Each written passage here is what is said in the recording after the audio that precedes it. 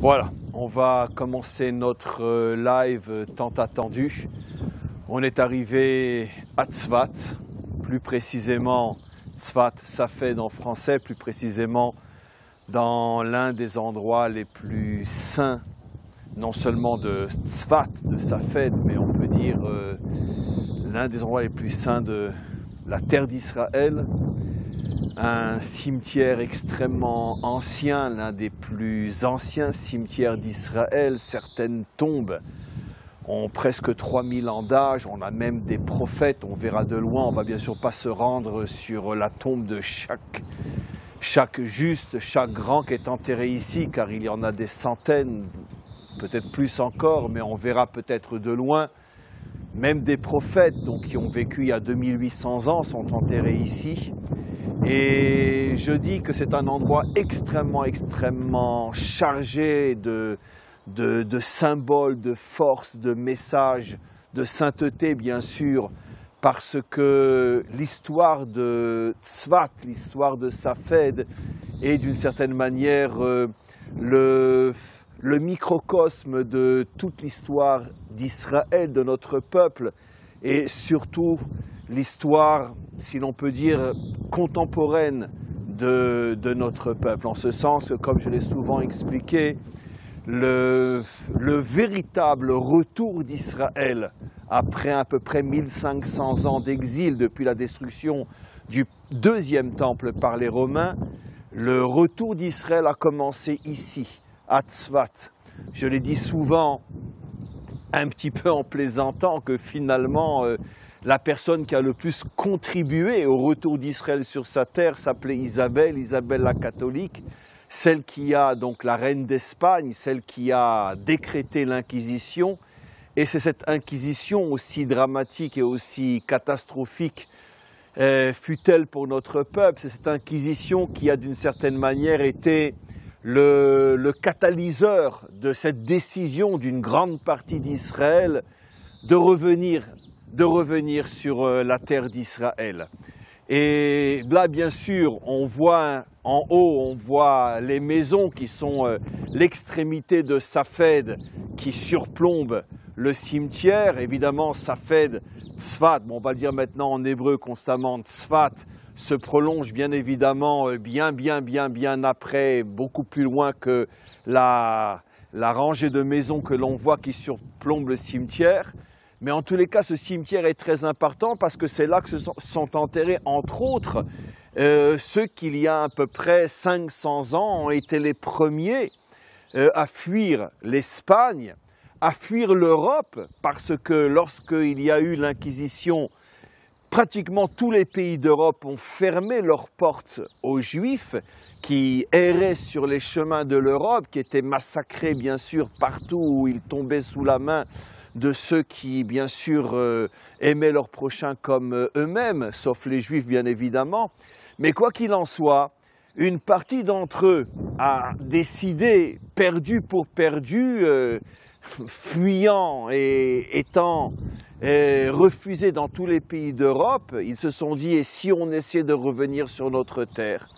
Et il y a donc un peu plus de 500 ans, les premières vagues de Juifs, d'abord exilés d'Espagne et puis après se joignant à eux des Juifs de partout en Europe, sont revenus, ont reconstruit la ville de Tzfat, et c'est à partir de cette reconstruction que pendant 500 ans, avec bien sûr des vagues beaucoup plus fortes, moins fortes, avec évidemment énormément d'arrêts aussi liés aux interdictions qui étaient donc promulguées par ceux qui étaient les peuples, les pays non juifs qui dominaient la terre d'Israël à cette époque-là.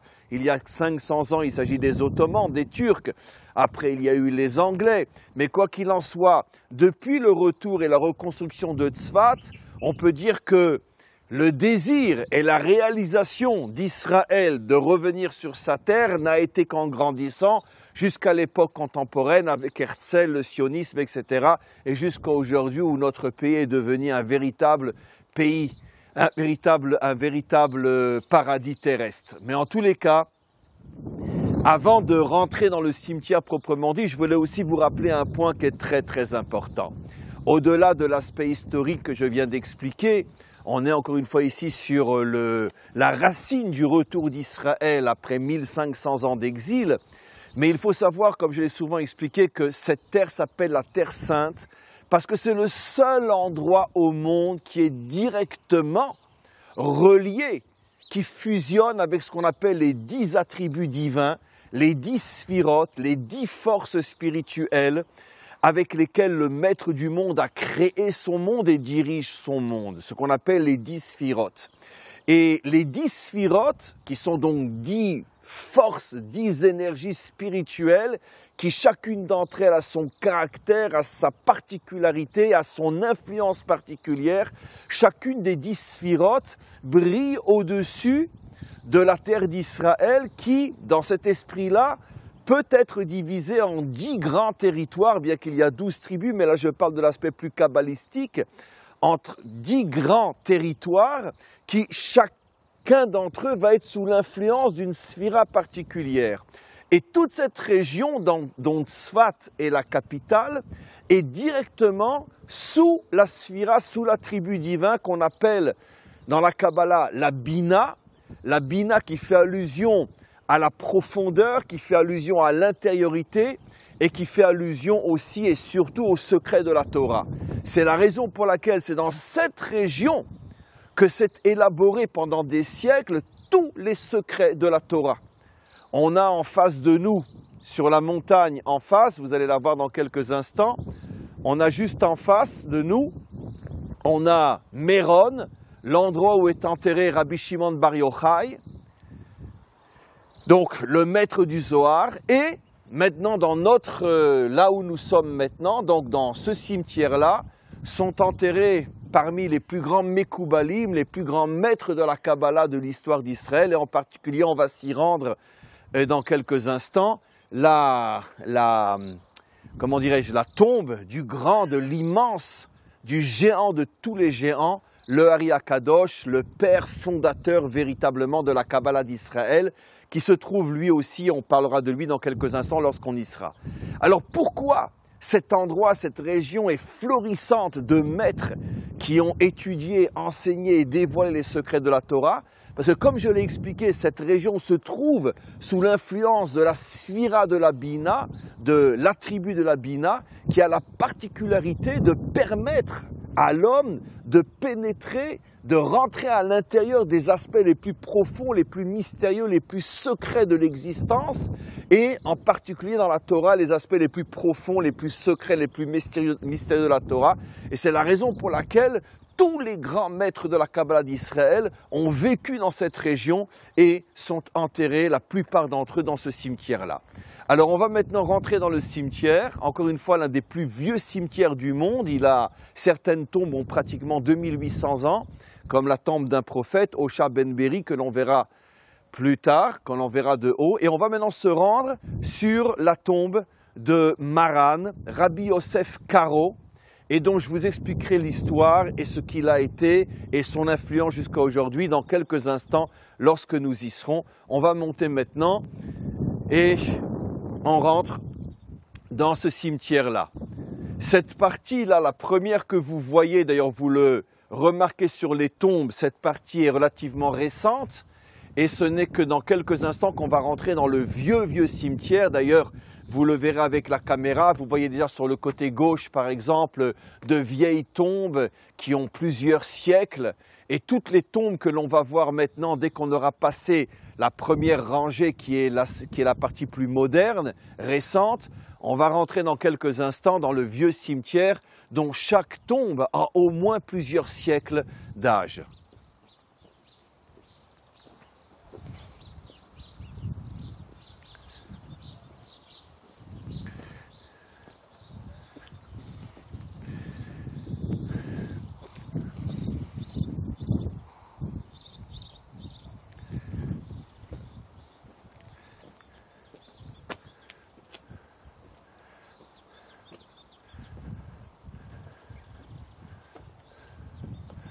Là, par exemple, c'est une tombe récente. On le voit, la modernité de la pierre. Il s'agit d'une famille d'un très très grand maître d'Israël contemporain qui a vécu il y a quelques décennies et qui a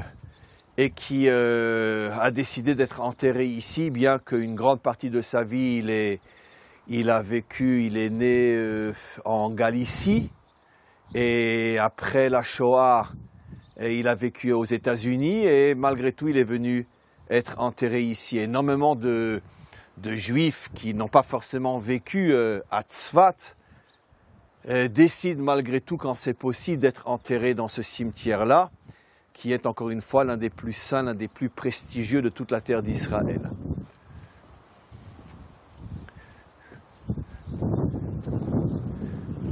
Alors voilà, à partir d'ici, à partir des escaliers, et vous remarquerez la différence. Vous voyez ici, vous avez déjà de très vieilles tombes qui ont plusieurs siècles d'âge. Et maintenant, on va donc se diriger vers la tombe de Rabbi Yosef Karo.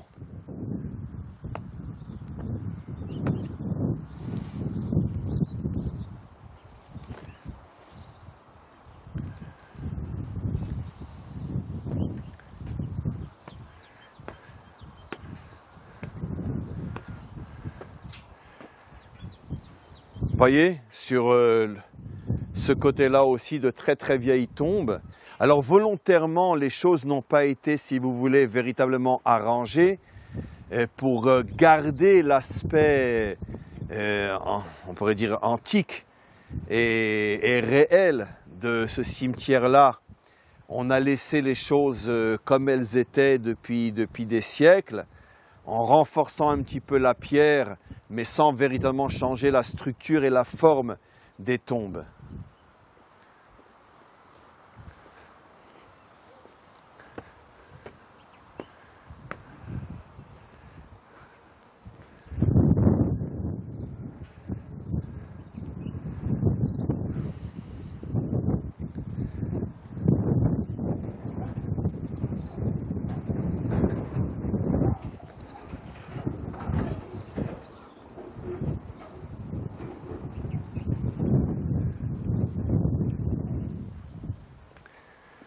Voilà.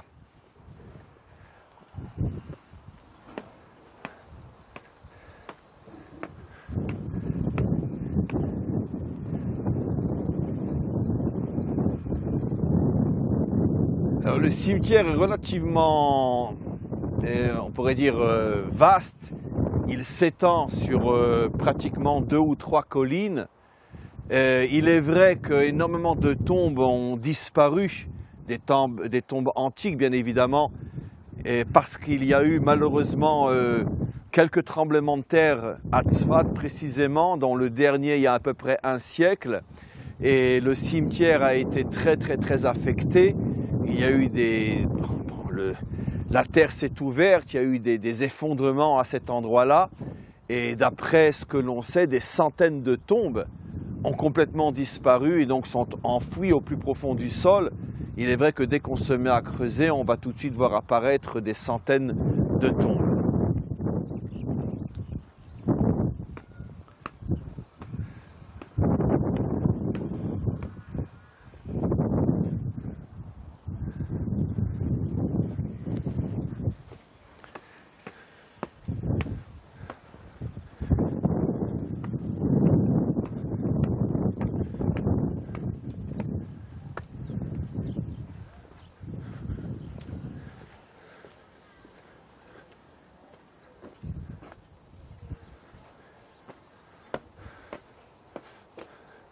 Alors évidemment, chaque pas que l'on fait, on pourrait s'arrêter et on pourrait commenter, on pourrait expliquer, parce que pratiquement chacune de ces tombes est celle d'un très grand maître, un très grand juste de l'histoire d'Israël, et chacune de ces tombes mériterait véritablement d'y consacrer énormément de temps pour expliquer qui était le maître, qui était le personnage, qu'a-t-il apporté au peuple juif. Mais bien évidemment, on n'a pas la possibilité de le faire. C'est pour cette raison que finalement on se concentre sur ce qui nous paraît être le plus important.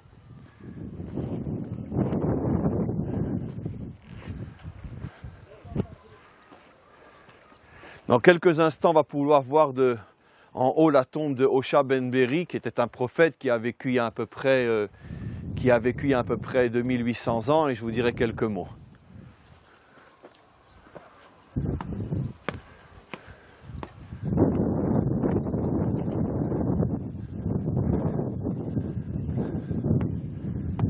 Voilà, on arrive à la tombe de Rabbi Yosef Karo, et c'est là qu'on va s'arrêter et commencer à commenter pour expliquer qui était ce maître qui a jusqu'à aujourd'hui une influence très importante sur notre peuple.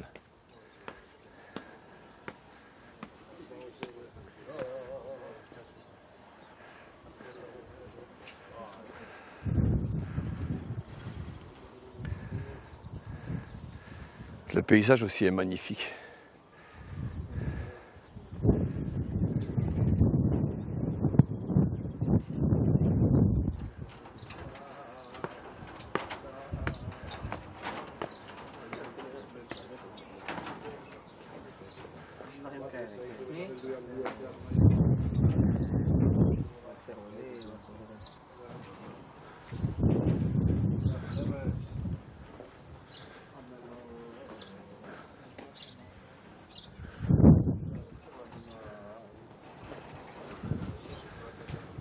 Voilà, on est arrivé maintenant sur la tombe de Rabbi Yosef Karo, que l'on appelle Maran Abet Yosef, et c'est ici.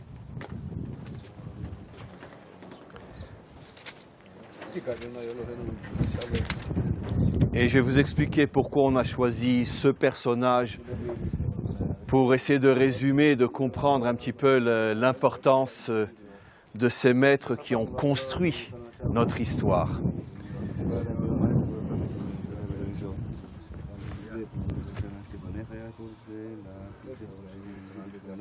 Alors Rabbi Yosef Karo fait partie justement de ces grands maîtres qui vivaient en Espagne.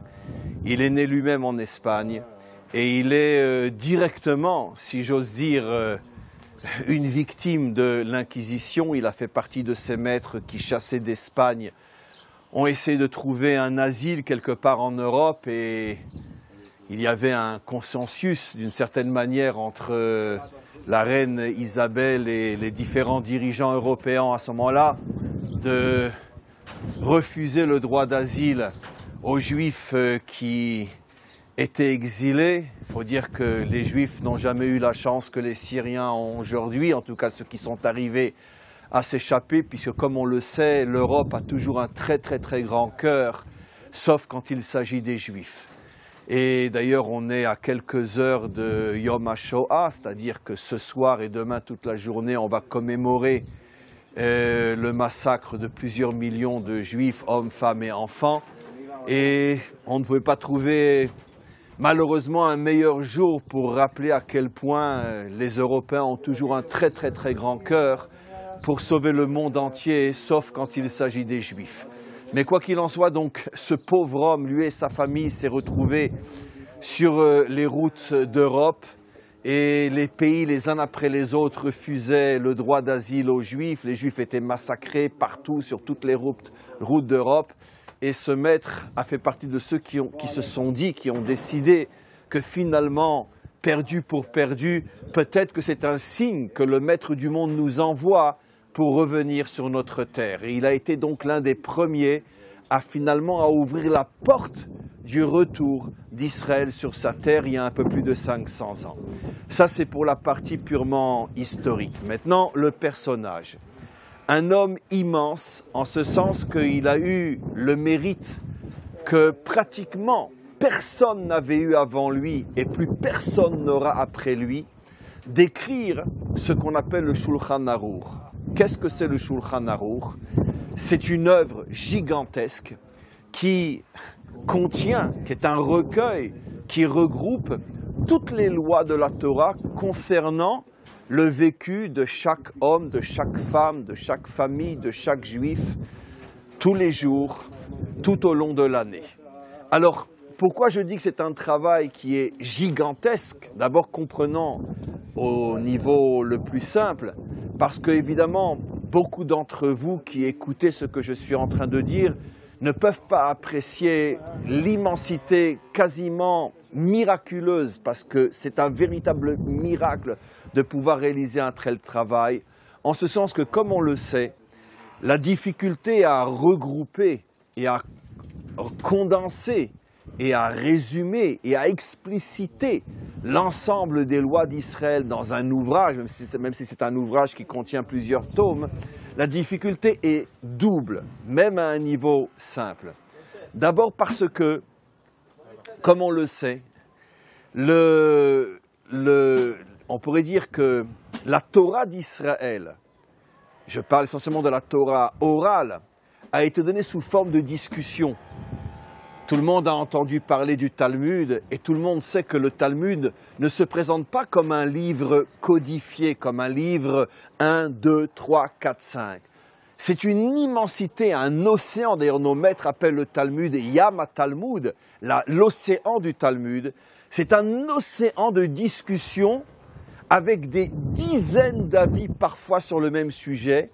Et il n'y a pratiquement jamais de conclusion dans le Talmud lui-même, c'est-à-dire clairement qu'est-ce qu'on fait? On va à droite ou on va à gauche?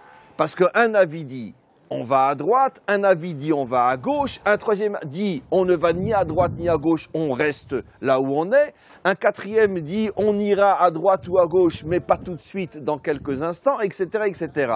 Et en plus, il n'y a pas de conclusion. Et ceci sur des milliers de pages abordant tous les sujets de la vie individuelle et collective, et plus encore que l'aspect, on pourrait dire littéral, tous les secrets inimaginables qui se cachent derrière chaque discussion dans le Talmud.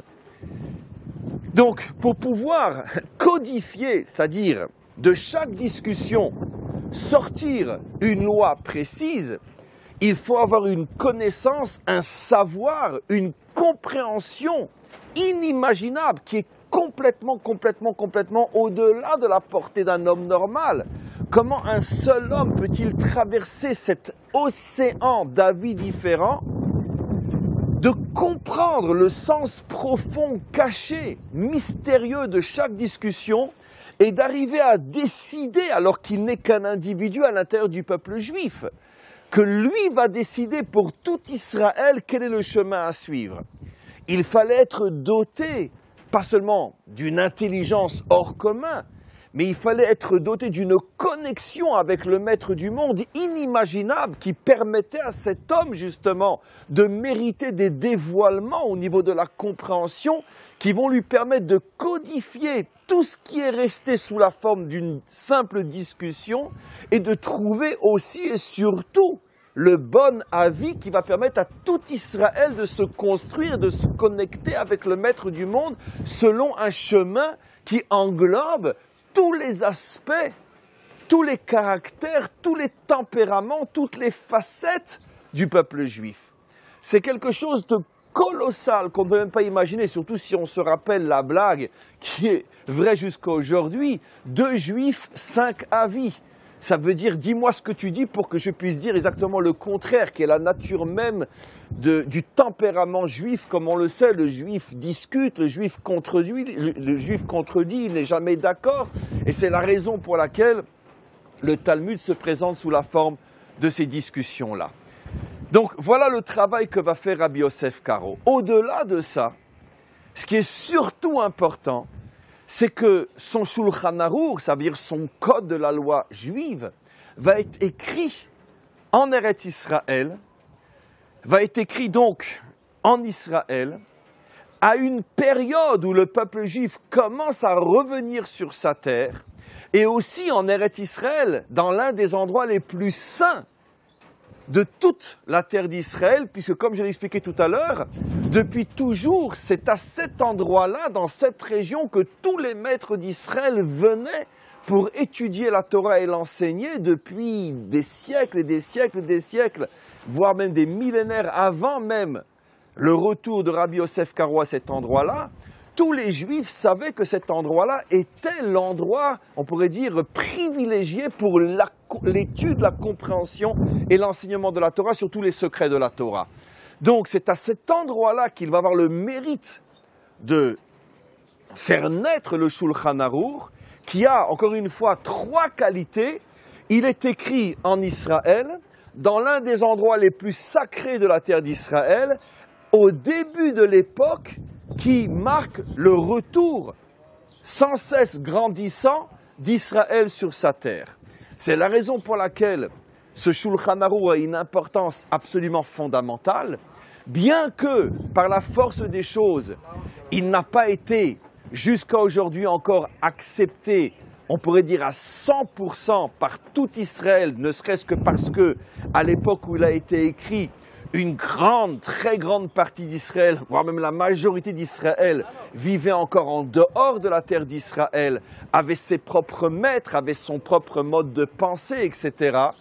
Mais petit à petit, avec le temps, cette œuvre s'est imposée comme étant, on va dire, au moins à 70 à 80% le fondement de toute la loi d'Israël avec, on va dire, 10, 15, 20, 30, 40% de nuances selon que l'on ait des Juifs qui viennent de Babylonie ou des Juifs qui viennent de Russie ou des Juifs qui viennent d'Éthiopie et qui avaient leurs propres courants, leurs propres approches, leurs propres rabbanim aussi. Mais au fur et à mesure, ce Shulchan Arour s'est imposé comme étant le livre fondamental de la loi d'Israël. Et je vais vous dire, et j'en porte toute la responsabilité, au moment de la délivrance finale, quand le Mashiach va venir, tout Israël, il n'y aura plus de différence entre Ashkenazim, Sfaradim, entre Juifs venus d'Irak ou Juifs venus de Russie ou Juifs venus des États-Unis ou d'Éthiopie ou d'Afrique, je ne sais où. Tous les Juifs à l'époque du Mashiach feront la halacha selon Maran, selon Rabbi Yosef Karo. C'est-à-dire qu'il n'y aura plus de différence au niveau de l'accomplissement de la loi dans sa technique et dans sa pratique.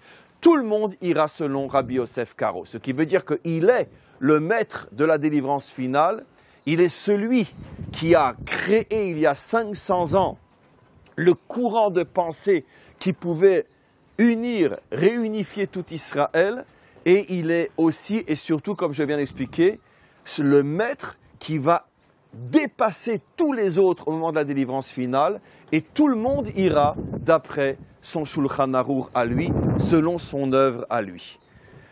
On va monter maintenant chez le Hari Akadosh et on va compléter cette histoire-là. Les brachot, on va les faire là-haut chez le Hari Akadosh. Je vais vous expliquer pourquoi précisément les bénédictions et toutes les demandes. Ça va être en 2 parties. Une partie, on va le faire dans quelques minutes chez le Hari Akadosh. Et l'autre partie, quand on redescendra, ce seront surtout des bénédictions qui touchent à la famille, le mariage, la réussite du couple, la réussite de l'éducation des enfants. Ça sera plus bas chez un autre juste dont on racontera l'histoire aussi. Alors on va avancer sur le chemin. Je vous raconterai encore quelques petites histoires au fur et à mesure qu'on arrivera à un endroit où ça vaut la peine de dire quelques mots. Par exemple, ici, vous avez, pour ceux qui connaissent, la tombe de Rabbi Nathan, le fils de Rabbi Nachman de Breslev. Le grand Rabbi Nachman de Breslev, quel est le juif en tous les cas qui n'a pas entendu parler de lui. Ici, c'est la tombe de son fils qui a eu le mérite de pouvoir être enterré juste à côté de Rabbi Yosef Karo.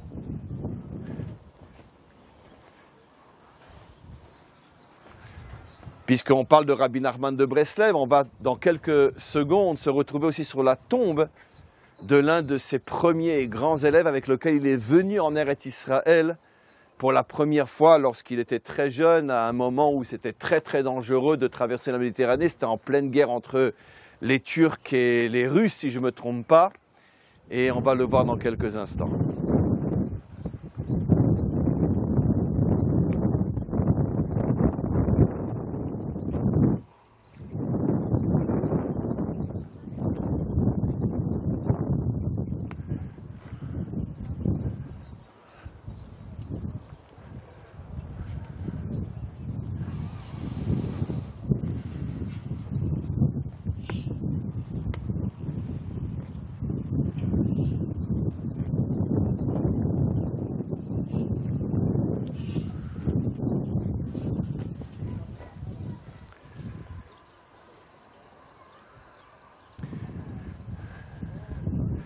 On n'est toujours pas suffisamment bien placé pour que je vous montre ne serait-ce que le haut de la tombe du prophète, Rabbi Osha ben Beri, mais je crois que quand on est un peu plus haut, je pourrais vous montrer la coupole et vous parler un petit peu de ce prophète-là, donc 2800 ans.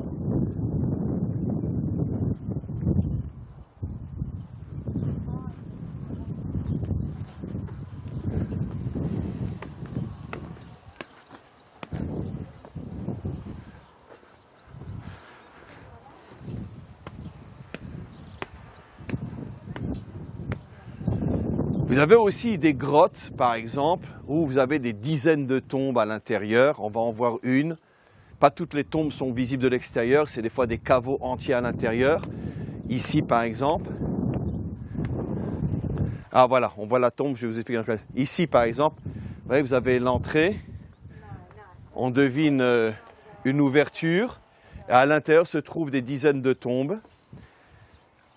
Et entre autres... la fille, l'une des filles du Baal HaTanya, le fondateur de la Chassidoute Chabad, Lubavitch, sa fille est enterrée dans ce caveau-là à côté de son mari et quantité d'autres justes aussi. Alors ce que je voulais vous montrer, regardez, vous voyez là-bas,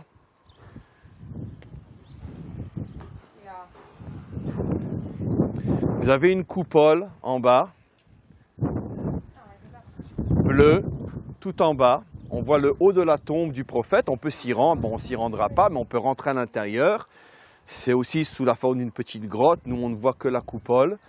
Osha ben Beri, un prophète qui a vécu à peu près il y a 2800 ans, pour vous montrer à quel point cet endroit était toujours connu depuis pratiquement depuis l'arrivée d'Israël sur sa terre, toujours, en tout temps les Juifs ont su que cet endroit était un endroit privilégié, sacré, qui avait une connexion particulière avec le maître du monde à cause, comme j'ai expliqué, de la tribu de la Bina qui ouvre toutes les portes de la connaissance. Ce prophète est un prophète un petit peu particulier.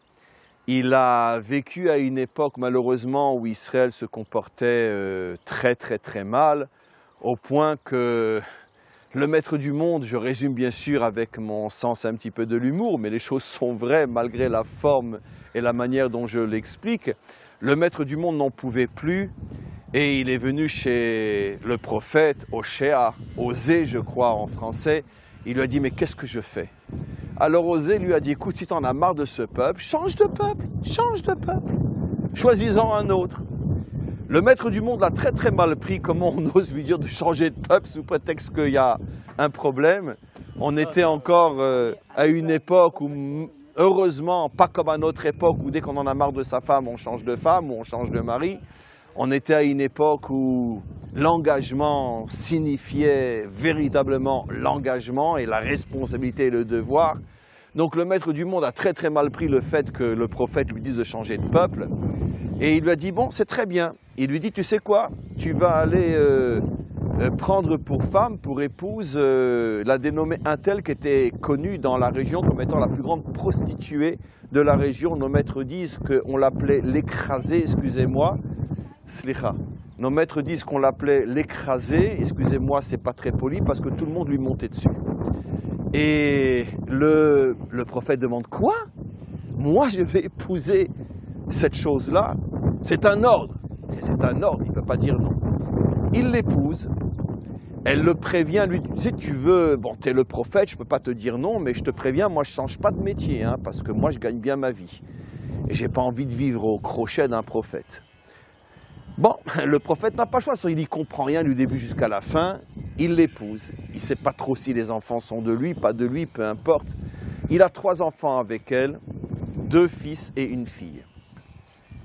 Après le 3e enfant, le maître du monde lui dit « répugne-la, jette-la ». Le prophète dit « enfin, maître du monde, enfin j'ai eu 3 enfants avec elle, ça fait 6 ans que je suis marié, tu me demandes maintenant comme ça, de lui demander de partir, ça se fait pas. » Et puis j'ai commencé un petit peu à m'attacher à elle, finalement, elle n'est pas si comme je le pensais. Hachem lui dit à ce moment-là, tu vois, espèce d'idiot, toi, avec une prostituée, qui a connu 10 000 hommes avant toi et va savoir si elle ne va pas continuer à en connaître pendant que tu étais avec elle. Va savoir si tes enfants sont tes enfants. Tu t'es attaché à elle et au bout de 6 ans seulement, tu me dis que tu as des difficultés à la lâcher. Et moi, qui ai choisi ce peuple auquel je suis attaché depuis des siècles, tu me demandes, à cause d'une génération qui se comporte mal, de mettre un trait sur ce peuple. Tu n'as pas honte? Et quand Hosha a compris son erreur, sa faute, à ce moment-là, il a fait une prophétie, une louange sur le peuple juif, comme rares sont les prophètes qui ont dit des choses aussi belles sur notre peuple que ce prophète-là l'a fait. En tous les cas, c'est pour la petite histoire, mais encore une fois, pour confirmer à quel point de tout temps, les plus grands maîtres spirituels d'Israël aspiraient à être enterrés à cet endroit-là, sachant qu'à cet endroit-là, la connexion avec le Maître du monde est extrêmement forte. On va continuer.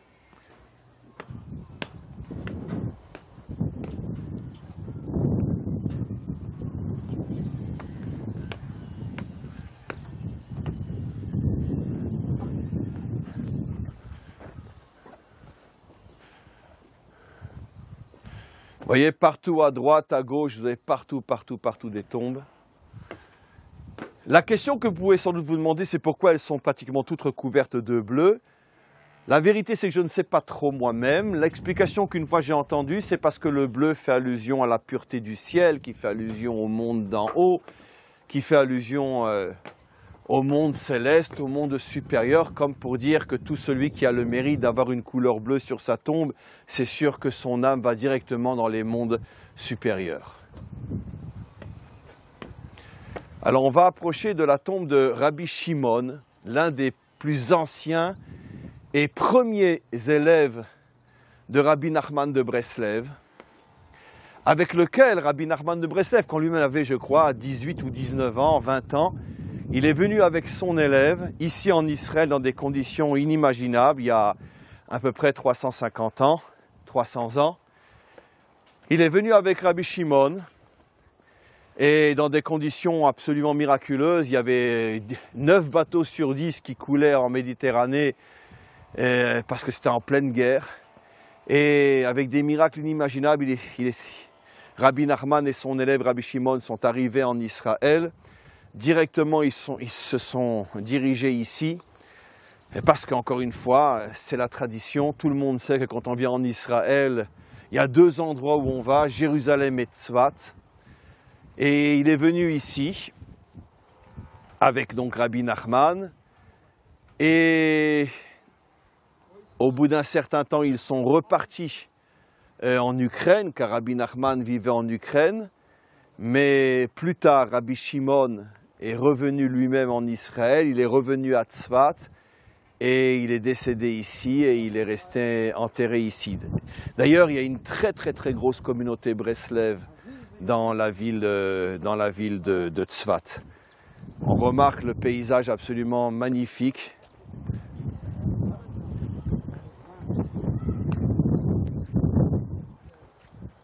Voilà, dans quelques secondes, on va se retrouver sur la tombe du Ari Akadosh.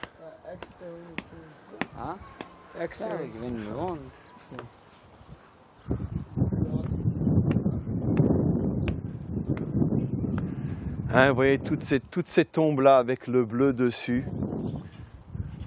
elles ont toutes de nombreux siècles d'âge.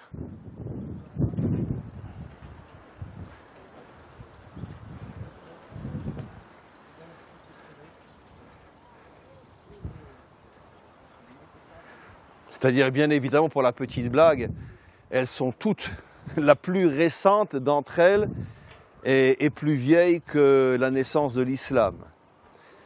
Ce qui veut dire que la plus vieille, d'entre elles est plus vieille que... Il y a de nombreuses, il y en a des centaines comme ça, qui datent de bien avant, bien sûr, la naissance de l'islam. Ce qui veut dire, comme celle du prophète qu'on a vu en bas, ce qui veut dire qu'une fois de plus, toutes les tentatives pour trafiquer l'histoire, bon, comme il s'agit de trafiquer l'histoire des Juifs, ça n'a pas vraiment d'importance parce que de toute façon, plus le mensonge est gros et plus il a des chances de passer. Mais quoi qu'il en soit, il suffit tout simplement de se promener un petit peu sur notre terre pour se rendre compte, et je le dis avec une tellement grande douleur et pitié à la fois, pitié pour ces nations qui sont en même temps d'une hypocrisie, d'une méchanceté qui dépasse même l'entendement, qui dépasse la raison. Comment qu'on peut oser dire que cette terre-là s'appelle la Palestine? Comment c'est possible? Mais enfin, c'est pas grave, de toute façon, chaque chose a son grand jour de jugement.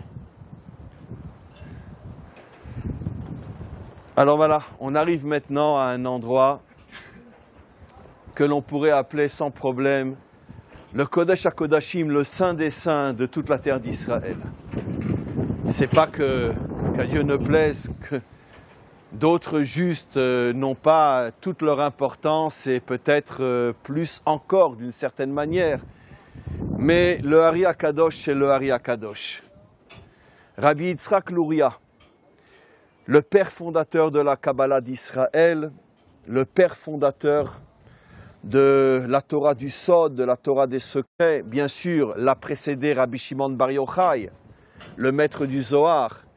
Mais pourquoi j'appelle le Hari HaKadosh le père fondateur? En ce sens que le Zohar était malgré tout un livre complètement fermé, inaccessible, jusqu'à ce que arrive Rabbi Yitzhak Luria et qu'il commence à faire entrer le peuple juif à l'intérieur de ce Saint des Saints, de ce Kodesh HaKodashim, dont l'accès était pratiquement impossible. On pourrait dire que le lien entre Rabbi Shimon Bar Yochai et le Hari HaKadosh est celui que l'on pourrait trouver entre la Torah écrite et la Torah orale. C'est-à-dire, si vous voulez, la Torah de Moshe et le Talmud. La Torah de Moshe est complètement fermée, scellée. Personne ne peut comprendre réellement ce que sont les enseignements authentiques de cette Torah. La preuve, toute religion qui a voulu se fonder sur le texte écrit sans passer par la tradition d'Israël est devenue une religion complètement falsifiée, une religion qui s'est complètement égarée et qui s'est complètement éloignée de la source juive authentique. Il fallait, pour comprendre réellement le message de la Torah d'Israël, de la Torah de Moshe, il fallait passer par la compréhension et par les révélations des maîtres d'Israël, sinon on ne pouvait encore une fois que sombrer dans les falsifications les plus grotesques qui n'ont plus rien à voir avec le judaïsme. Et exactement de la même manière, ceux qui étudient le Zohar sans la véritable tradition des maîtres d'Israël ont fondé et formé tout ce que l'on appelle aujourd'hui la Kabbale qui représente, on pourrait dire, ce qu'il y a de plus mensonger, de plus faux, de plus falsifié et falsificateur de la véritable tradition des secrets de la Torah d'Israël. Parce que celui qui approche le Zohar sans passer par les maîtres authentiques d'Israël ne peuvent arriver qu'à ce qu'encore une fois on appelle dans le langage d'aujourd'hui la Kabbale, qui fait toute allusion aux pires âneries, aux pires imbécilités jamais produites dans ce monde. Car effectivement, la Kabbale est une véritable imbécilité.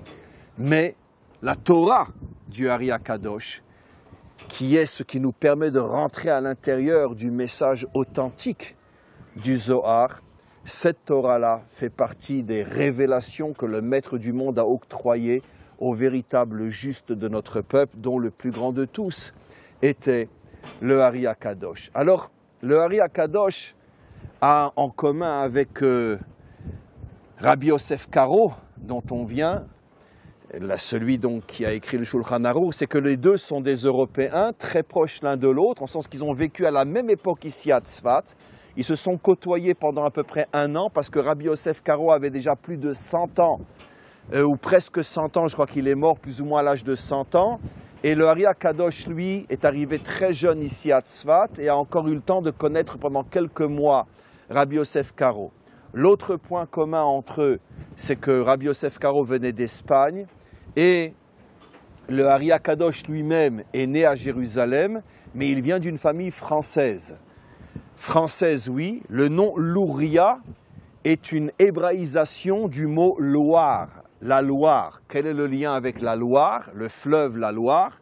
Parce qu'un ancêtre de Rabbi Yitzhak était français, était médecin d'un des rois de France, dont je ne me souviens plus le nom, et comme médecin de l'un des rois de France, il a sauvé l'un des rois de France d'une maladie grave, et pour le récompenser, le roi de France en a fait un duc, un comte, peu importe, de la Loire, dans une région proche de la Loire. De là est venu le nom Loire à cette famille au départ juive, et après avec les décennies, ça s'est hébraïsé, de Loire on est passé à Louria, mais en tous les cas l'origine de cette famille est française, ce qui veut dire qu'on doit finalement à la France celui qui va ouvrir toutes les portes les plus profondes, les plus secrètes, les plus mystérieuses de la Torah d'Israël, le descendant de ce médecin de France, ce médecin de la Loire, Rabbi Yitzhak. Lui-même est né à Jérusalem, a passé toute son enfance après en Égypte, et il est venu, vers la fin de sa vie, il est venu s'installer à Tzfat, et c'est précisément à Tzfat que toutes les portes du ciel vont s'ouvrir devant lui. Il va véritablement se connecter à l'aspect le plus profond, le plus mystérieux des secrets de la Torah d'Israël, et va devenir encore une fois le père fondateur de la Kabbalah, des secrets de la Torah, tels qu'il le révèle, et après lui ses élèves, et jusqu'à aujourd'hui. Alors, pour moi, ces deux personnages sont fondamentaux. C'est pour cette raison, entre autres, que je les ai choisis. Ils sont fondamentaux tout à fait indépendamment de moi. Mais parce que je suis très très attaché à ces deux maîtres-là, Rabbi Yosef Karo, en ce qui me concerne, je ne me gêne pas de dire qu'en ce qui me concerne, je pratique le judaïsme selon le Shulchan Aruch de Rabbi Yosef Karo de Maran, c'est-à-dire que je tranche toutes les halachot selon le Shulchan Aruch de Rabbi Yosef Karo, qui est le Shulchan Aruch de la délivrance. Et de même, comme vous le savez, tous mes enseignements sont toujours fondés sur, en grande partie sur les enseignements aussi du Ari HaKadosh. Ce qui est assez extraordinaire, c'est que tout à l'heure, on va pouvoir vous le remontrer en face, Shmuel, en face on a Rabbi Shimon Bar Yochai. On voit ces maisons, enfin on voit ces toits blancs comme ça droit devant nous. C'est là où est enterré Rabbi Shimon Bar Yochai, juste en face de nous. Et ce qui est très intéressant, c'est que si vous prenez David ben Yishai, David, le Mashiach est appelé David ben Yishai, Yishai qui est au départ le nom de son père, mais Yishai fait aussi allusion au Rachetevot de Yud Yosef, Yosef Karo, Yud Yitzhak Luria, et le Shin au milieu, Shimon Bar Yochai. Et donc Yishai fait allusion tout droit. Yishai fait allusion aux trois maîtres, Yud, Yosef Karo, le maître du Shulchan Aruch, Shin, Shimon Bar Yochai, et Yud, le dernier Yud, à Yitzhak Luria. Ce qui veut dire que le libérateur s'inspirera de ces trois grands maîtres qui sont encore une fois le maître fondateur du Zohar, le Shin de Yishai, et les deux Yud qui font allusion au Shulchan Aruch, qui font allusion aux secrets de la Torah tels qu'ils sont révélés et expliqués par Rabbi Yitzhak Luria. Et David, qui fait allusion au Mashiach, puisera toute sa compréhension de la Torah et toute sa force dans l'action de ces trois grands maîtres, David ben Yishai. Alors, on va maintenant passer aux bénédictions et on va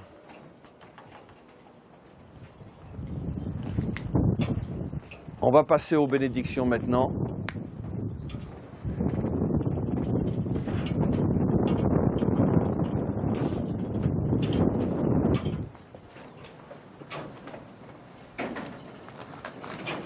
C'est-à-dire que pour l'instant, je vais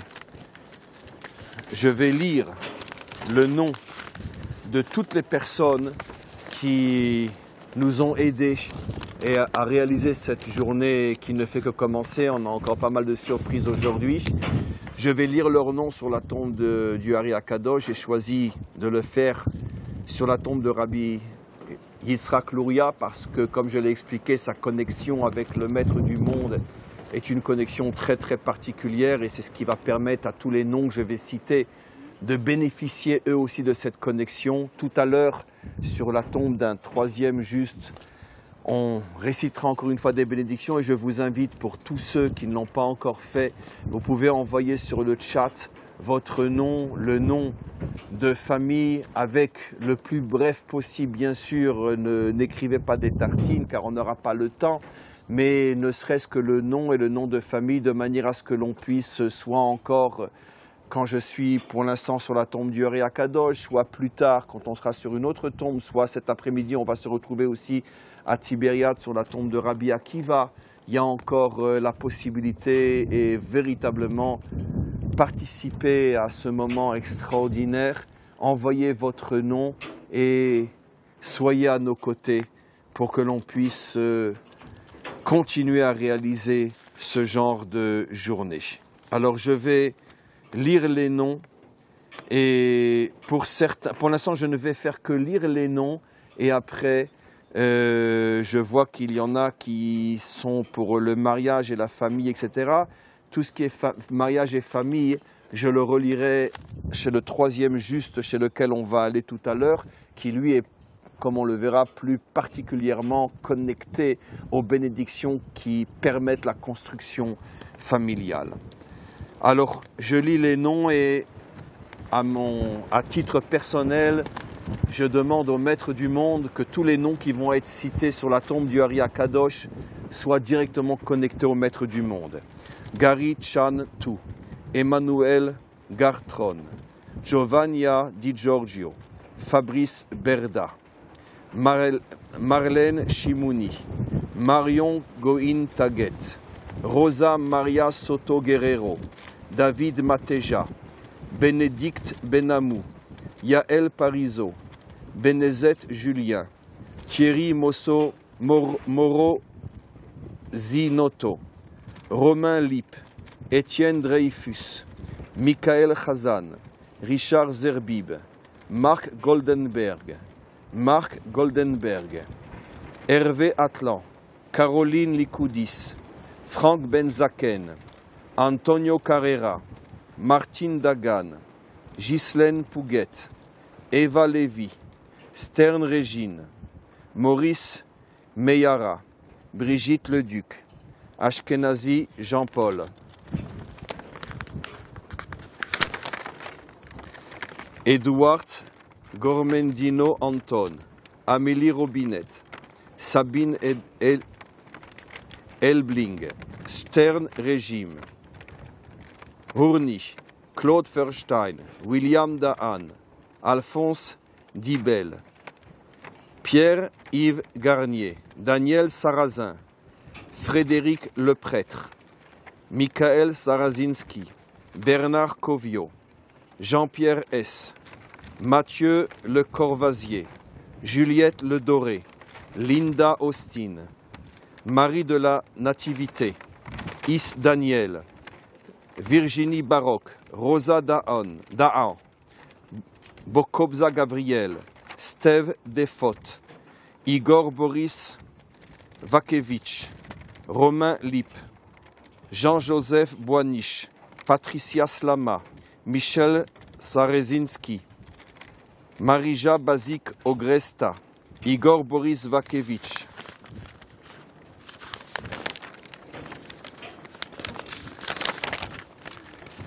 Igor Boris Vakevich, Evelyne Bessonneo, Kaline Cohen, Igor Vakevich, Rachel Dahan, Association pour l'éducation, Marguerite Drolette, Jean-Philippe Desjeunes, Monique Jarassier, Karine Franck, Laure Cohen, Khalifa Serge, Kaline Cohen, Fabienne de Ask.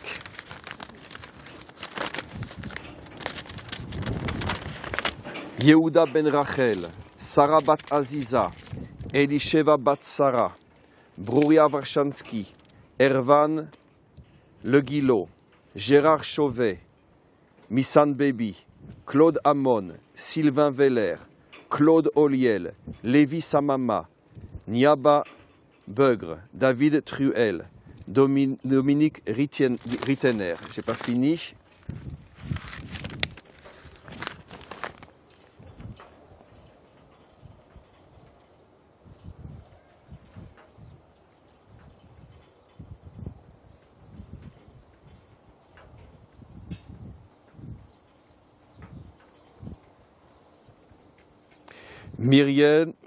Mireille Drozd.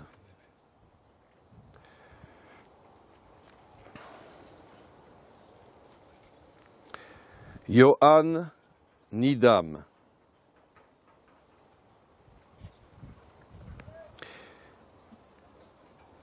Kaline Cohen. Carole Fertout. Fabienne de Asque. Jason. Martine Dagan, Eliezer Carena, Régine Stern, Gabriel Bokobza, Mati Cohen. On en a encore.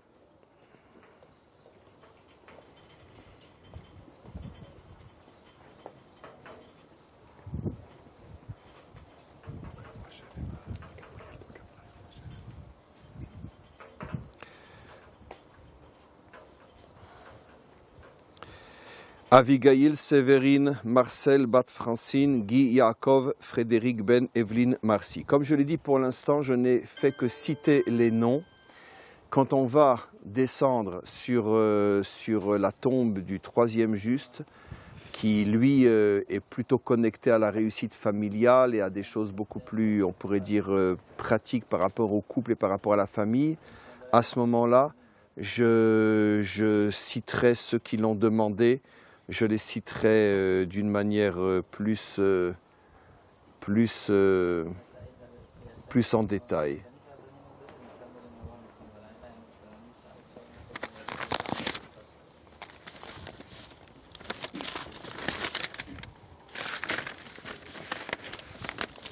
Non, tout y est. Voilà. Donc profitez encore que tous ceux qui... Est-ce qu'il y a des nouveaux sur le chat ? Profitez encore que tous ceux qui veulent s'inscrire peuvent encore s'inscrire. On va descendre à un autre endroit où je vais rentrer plus dans les détails. Et on a aussi cet après-midi, on a encore Rabbi Akiva où là les bénédictions vont exploser, elles vont monter véritablement encore plus haut encore que le ciel.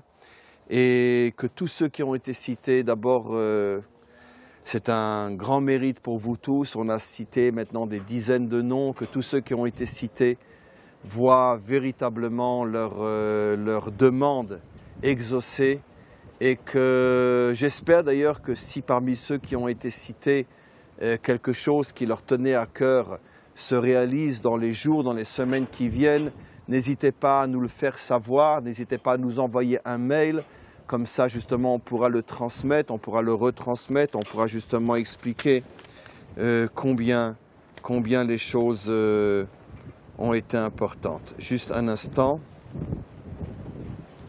J'ai encore de Turquie. Un grand ami aussi qui demande une bénédiction. Sydney Sarah Bat Sandra. Et la bénédiction pour toute la famille de Bilmem, de Sami Bilmem de Turquie. Et lui et que tous ses amis et que tous nos amis, que tous mes élèves de Turquie soient bénis tous eux, leurs épouses, leurs enfants. Voilà, on va redescendre maintenant le chat. Je vais prendre encore quelques noms qui sont arrivés sur le chat.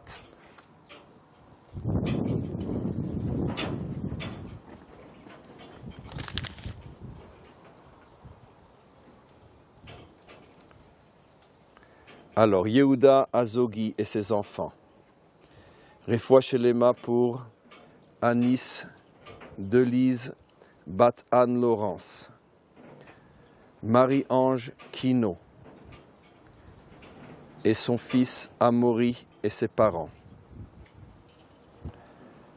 Déborah Bat Doli, Zouaza Sarah et Karine Emma Simcha Bat Doli.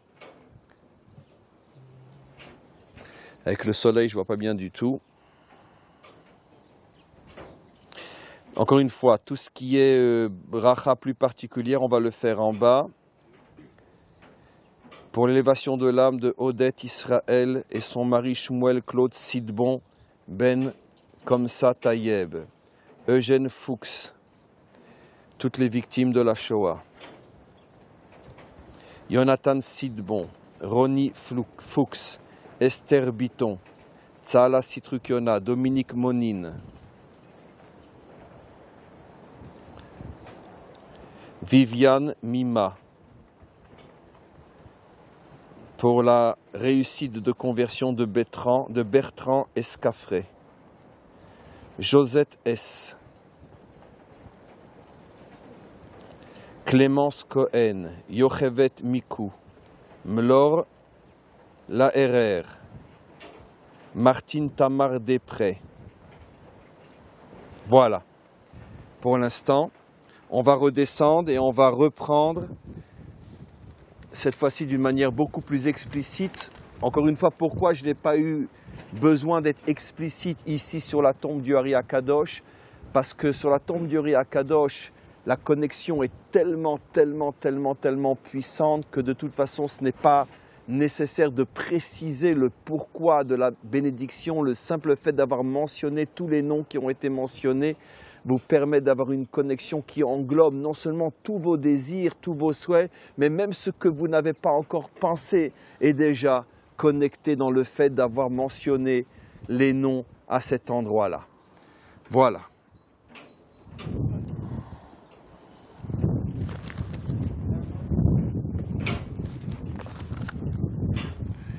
Voilà, c'est une grande chose qui s'est passée ici. Et vous avez ici le fils du Ari Akadosh qui est enterré, pas très loin de son père, Rabbi Moshe. Pour ceux qui savent lire en hébreu, vous voyez, Rabbi Moshe. Cet endroit-là, c'est que des Mekoubalim pratiquement. C'est que des très grands maîtres. Vous avez en face Rabbi Shlomo El-Kabatz, celui qui a écrit le chant que depuis des siècles, toutes les communautés juives dans le monde entier chantent à l'entrée du Shabbat, l'Echadodi Likrat Kala. Lui-même a été assassiné dans une des forêts proches de Tzfat. C'était un homme qui avait l'habitude de se recueillir à l'extérieur de Tzfat pour, d'une certaine manière, c'était un grand poète, un grand chanteur, un homme qui aimait se retrouver seul avec son Créateur. Et le Maître du monde a décidé que son âme le rejoigne d'une manière dont seul lui, le Maître du monde, a le secret. Lors d'une de ses sorties dans les forêts à l'extérieur de Tzfat, il a été attaqué par une bande de malfaiteurs, et sans doute pour lui prendre son argent, et il a été tué. L'auteur de l'Echadodi. Voilà, on va redescendre. Vous profitez aussi de l'extraordinaire paysage que vous avez au loin. J'espère que la caméra pourra bien le rendre. On va maintenant, tout au long de la descente, je vais vous expliquer chez qui on va. On va maintenant chez Rabbi Pinchas Ben Yair, qui était le beau-père de Rabbi Shimon Bar Yochai. Rabbi Shimon Bar Yochai, on a vu l'endroit où il est enterré, sur la montagne d'en face, le maître du Zohar, et son beau-père est enterré à l'entrée de ce cimetière-là, tout en bas. Et avant d'arriver, on s'arrêtera aussi quelques minutes sur une autre histoire, les enfants de Mahalot, je vous expliquerai dans quelques secondes.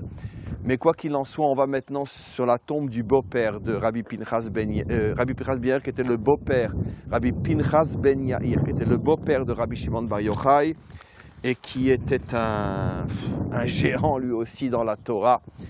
C'est-à-dire que Rabbi Shimon Bar Yochai a épousé donc la fille de cet homme-là.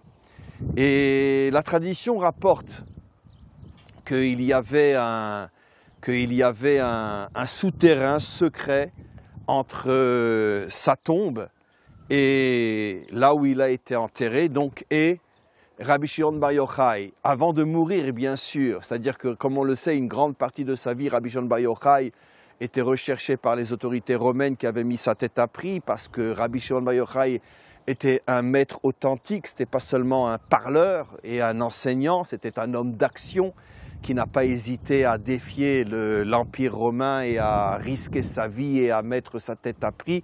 Pendant 13 ans, il a été obligé de se cacher parce que lui et son fils, parce que donc les Romains voulaient l'attraper et le tuer, comme la plupart des grands maîtres d'Israël à cette époque-là, qui ont été liquidés par Rome afin d'affaiblir le peuple juif.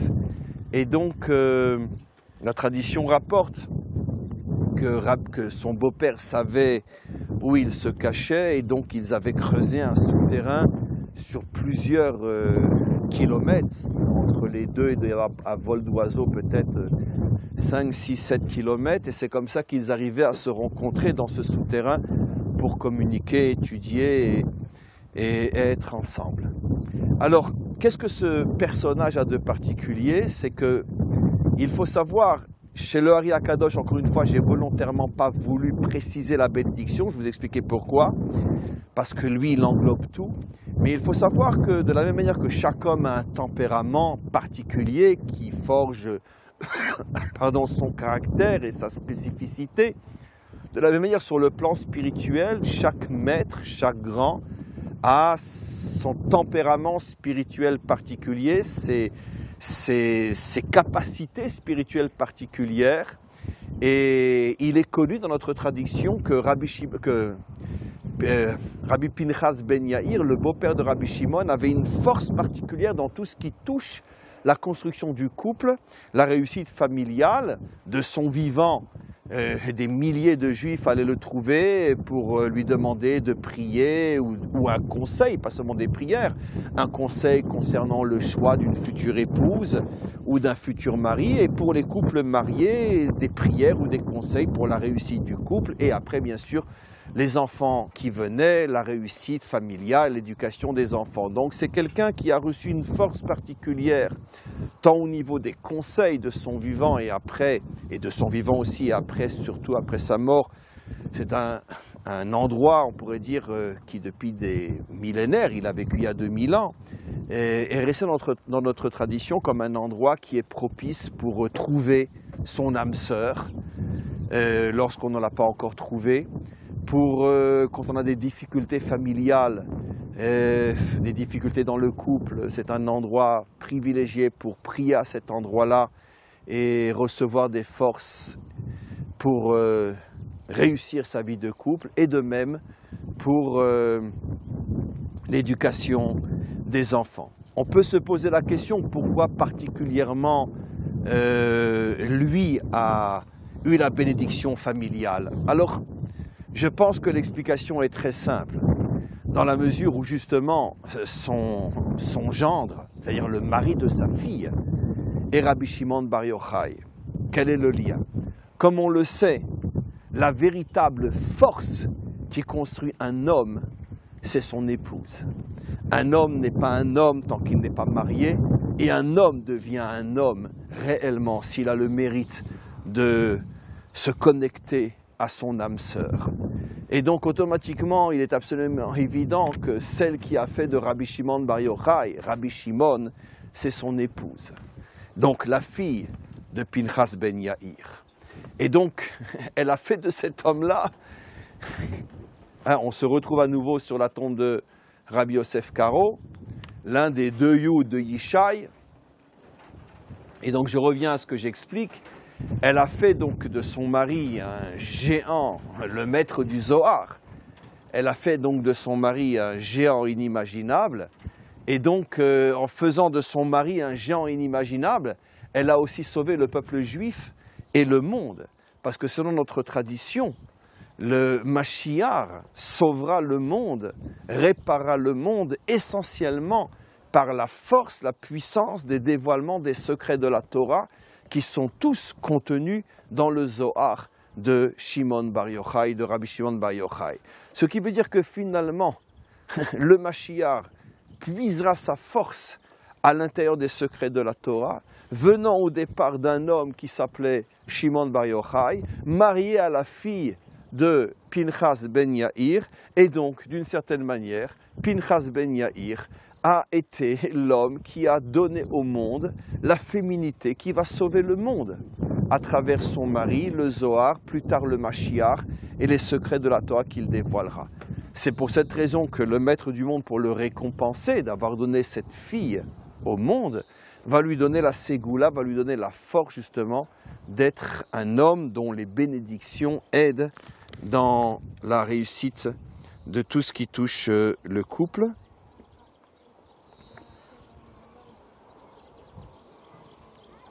De tout ce qui touche le couple. Voilà.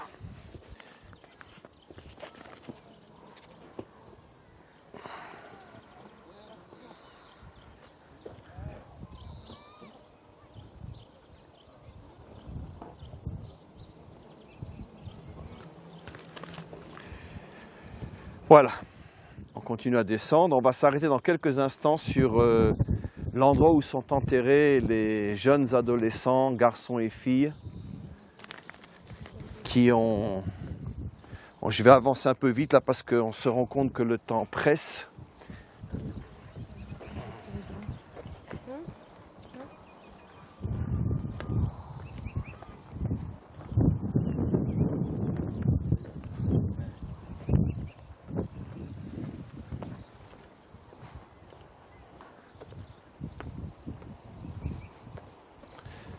Je disais donc les adolescents, garçons et filles qui ont été massacrés. À l'époque, c'était les Fédayines, ces braves libérateurs de la Palestine, les grands héros du peuple palestinien qui ne sont forts que devant des victimes qui ne peuvent pas se défendre, devant des Juifs qui savent se défendre. On n'a encore jamais vu un Palestinien faire le malin. Mais ils sont très très forts pour tuer des femmes et des enfants. Ça, ils sont très très forts comme on le sait. Et donc ces enfants-là se trouvaient en vacances, dans une colonie de vacances. Ils étaient tous de Tzfat, une trentaine d'adolescents, garçons et filles, ils ont tous 14-15 ans. Et donc les héros palestiniens sont rentrés dans cette colonie où étaient bien sûr, ces enfants étaient armés jusqu'aux dents. Donc c'était un combat bien sûr à égalité. Et ils ont tiré à bout portant sur tous ces enfants dont il ne reste aujourd'hui que les tombes. Encore une fois, un peuple très vaillant, très courageux, qui choisissent toujours des combats qui nécessitent un véritable courage, tirer à bout portant sur des fillettes de 14 ans ou de 15 ans.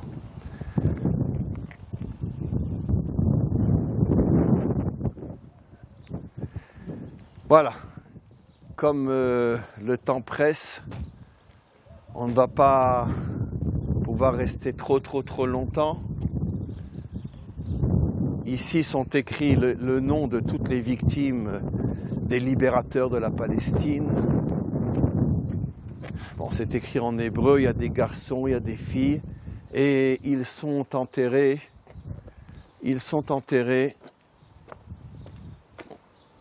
dans ce magnifique endroit rempli de fleurs et d'arbres. C'est tout ce qui reste de leur adolescence volée par des assassins, par des lâches qui sont incapables de défier un juif qui sait se battre, qui ne sont bons que pour tirer à bout portant sur des femmes et des enfants. Voilà ce qui reste d'une enfance volée. Ils ont tous, ça par contre vous pouvez le voir, ils ont tous 15 ans. Ça s'est passé il y a une trentaine d'années à peu près. 15 ans, 16 ans, garçons et filles. Voilà, il y a plusieurs rangées, on n'a pas le temps maintenant de les faire toutes, je voulais juste vous montrer un petit peu la gloire des combattants palestiniens.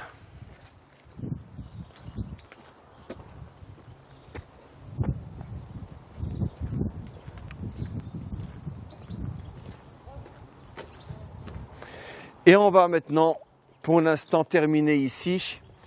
On va sur la tombe de Pinchas Ben Yair, vous voyez, c'est ce que on a en face de nous avec cet arbre qui surplombe. C'est un rond, il est enterré à l'intérieur.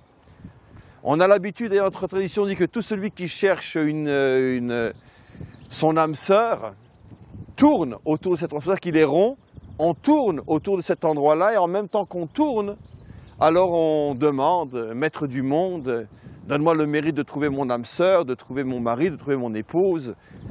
aide-moi à réussir ma vie de couple, aide-moi dans l'éducation de mes enfants. Alors là, on va maintenant relire ceux qui ont demandé plus particulièrement une bénédiction concernant la famille.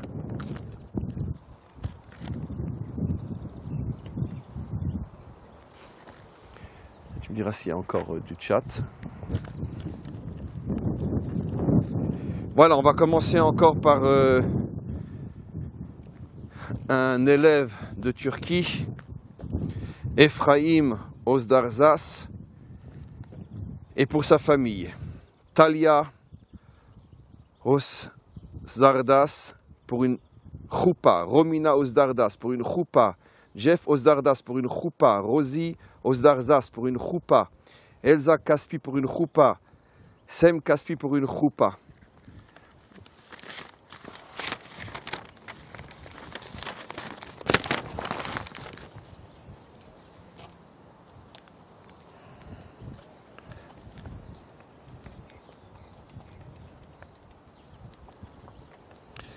Alors, pour le mariage de Avial Yitzhak ben Brouria, Noah Vered Miriam Bat Brouria. Je tiens simplement aussi, comme vous voyez, j'ai sur le téléphone, en SMS, en chat, en WhatsApp, parce que ça arrive constamment en feuille. Si jamais j'oublie quelqu'un, ne m'en voulez pas. Le simple fait que de toute façon vous avez envoyé le message que je porte avec moi, près de mon cœur, à cet endroit-là, c'est pas parce que je vais le sortir dans ma bouche que ça va plus aider ou moins aider. Ne m'en voulez pas si quelqu'un est oublié. Sachez qu'à partir du moment où vous avez participé, vous êtes ici avec nous, votre nom est là et automatiquement, il fera partie des bénédictions qui sont octroyées. Alors, on reprend.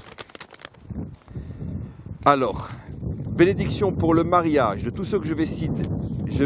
Pour le mariage et la réussite dans la famille, Fabrice Berda, Marlène Chimouni, Marion Goin Daguet, Rosa Maria Soto Guerrero, Bénédicte Benhamou, Yael Parisso, Benezet Julien, Thierry Morosinoto, Romain Lip, Michael Hassan, Carole Likoudis, Franck Benzaken, Antonio Carrera, Martine Dagan, Ghislaine Pouguet, Eva Lévis, Stern Régime, Ashkenazi Jean-Paul,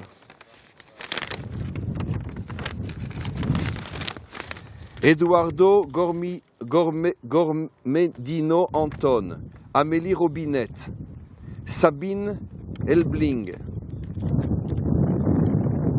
Ourni, Frédéric Le Prêtre, Michel Sarezinski, Bernard Covio, Jean-Pierre S, Mathieu Le Corvézier, Juliette Le Doré, Linda Austin, Marie de la Nativité, Is Daniel, Rosa Daan, Bokobza Gabriel, Steve Desfautes, Marija Bazik, Ogreza, Igor Boris Vakevich,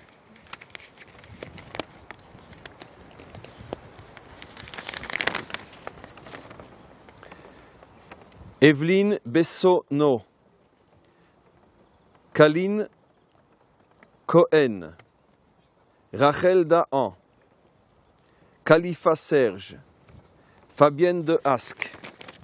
Je tiens aussi à adresser une bénédiction particulière à Marc Goldenberg, à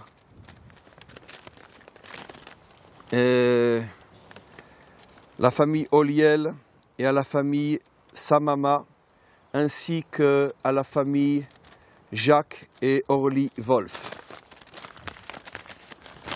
D'autres brachot, Refoua Shelema pour Yehuda ben Rachel, pour Sarah bat Aziza, réussi dans tous les domaines de Elisheva bat Sarah.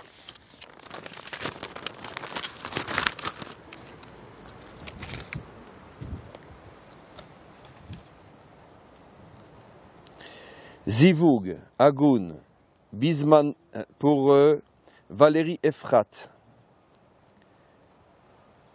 Yaakov et Atara ben Rachel,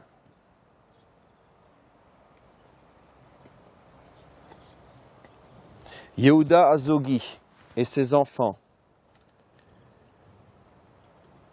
Anis d'Élise Bat Anne Laurence pour la famille d'Élise, Marie-Ange Kino, son fils Amaury et ses parents, Zivugagun pour Déborah Bat Doli, Zouaïza Sarah et Karine,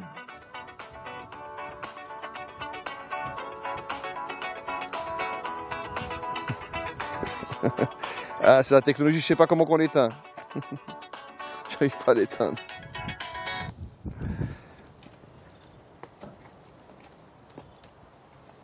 Oui, mais je trouve plus le chat maintenant. Ah oui, c'est bon. Alors, Joël Gabriel et toute sa famille, Robinet Amélie, Dominique Monine,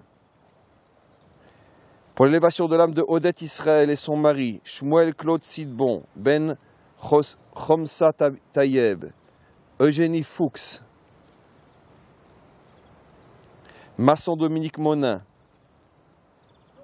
Valérie Efrat Bat Viviane Mima, pour la conversion de Bertrand Escafre,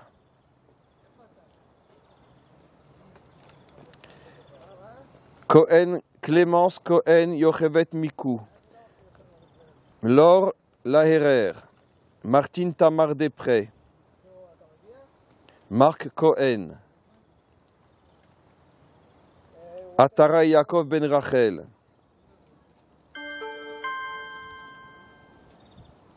le mariage de Batia Chaya, Bat Shana, Emouna Bat Shana. Voilà, un instant.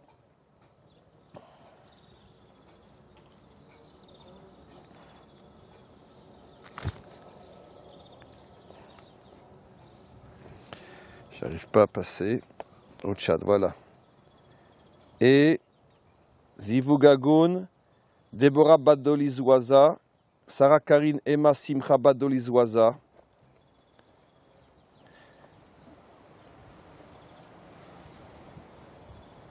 un choupa pour Avner Azoulay, pour Marie-Laure Larère.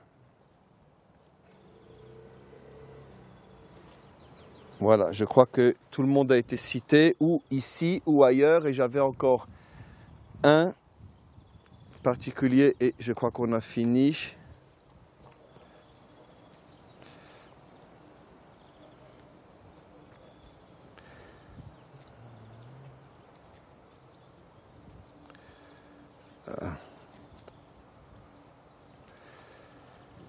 Pour une fila pour Ruchama Bat Miriam, les Zera Bar Kaima, les paquets de Ben Zachar, Be'ezrat Hashem.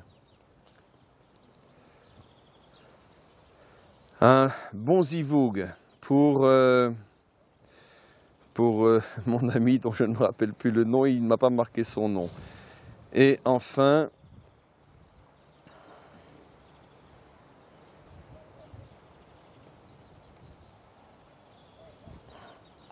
pour le Shlom Baïd de Avigail Séverine Marcel Bat Francine, Guy Yaakov Frédéric Ben Evelyne et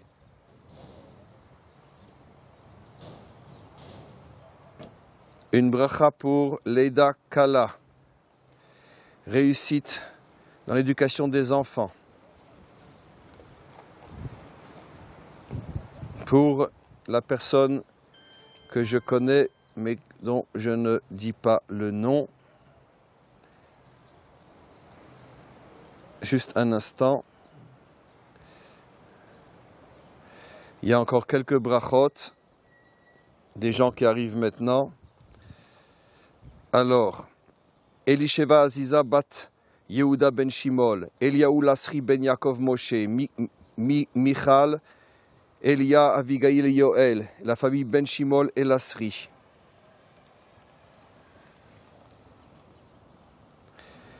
Pour Marie-Pierre Acheritegui, toutes les bénédictions.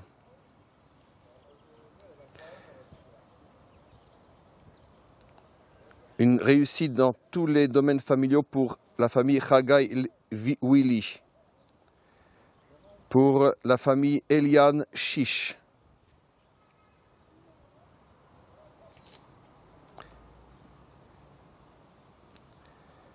pour la Refoua Shlema de Rivka Bat Esther,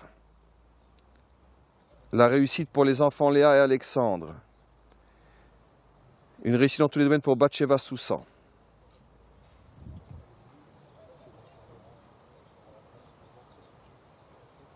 La Refoua Shlema pour Michael Esther Bat Suzanne Gozala. Voilà, on va s'arrêter là pour l'instant et on va se retrouver dans quelques...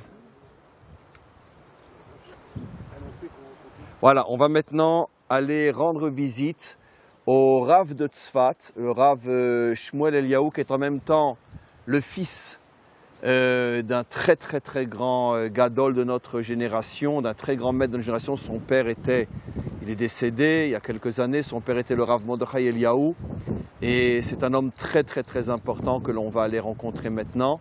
On va aller dans sa lishka, enfin dans l'endroit où il se trouve maintenant, c'est un petit peu à l'extérieur de Tzfat. Et c'est dans son bureau le rendez-vous. Le rendez-vous est dans son bureau. Le rendez-vous est dans son bureau. Ok. Je regarde juste si j'ai pas encore... voilà. Alors on... Ah, David Truel. Voilà, David Truel. J'ai dit la personne qui me demande pour un bon mariage, mais je ne savais pas son nom. David Truel. Très bien. Voilà, on va y aller.